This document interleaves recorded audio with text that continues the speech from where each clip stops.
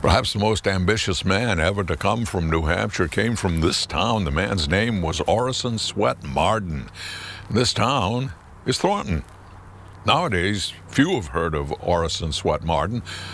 100 years ago, everybody in America knew him, or of him.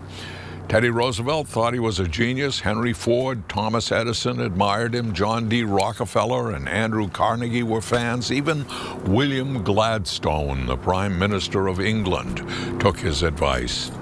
And advice was his currency. In fact, Orison Swett Marden was the first person to become a superstar by writing a self-help book. The book, Pushing to the Front, was published in 1894 by Houghton Mifflin and Company. Now, the reason for the book's success was the story of the author himself. Mr. Marden had a remarkable life. In fact, he published his first books right after he had had a tremendous life setback, one that would have sunk most others.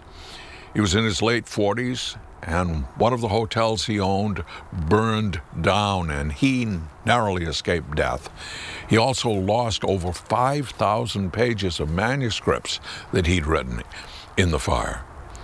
Instead of retreating to lick his wounds, he set about recreating the text, and the result was the first bestseller help book in America. Orison Marden was, as I say, born here in Thornton. His mother died when he was 5 years old, and his father died 3 years later, kind of like Harry Potter. The lad was then bound out to work for various people, 5 families in all that he lived with. At his fourth home, he found in the attic of the house a self-help book by a guy named Samuel Smiles, and it changed his life. It also provided the impetus in later life for him to write self-help books of his own. Now, about this time, Orison enrolled in Colby Academy over in New London. From there, he became a teacher, and then an ordained minister with a degree from Andover Theological Seminary, a medical doctor with his degree from Harvard College, and a Boston University degree in law. To pay for all his schooling, he worked as a hotel manager, and so it was natural for him to end up owning a number of hotels, as well as being a best-selling author. And he founded a magazine. He named it Success. Success is still published to this day. He died in March of 1924 at the age of 75.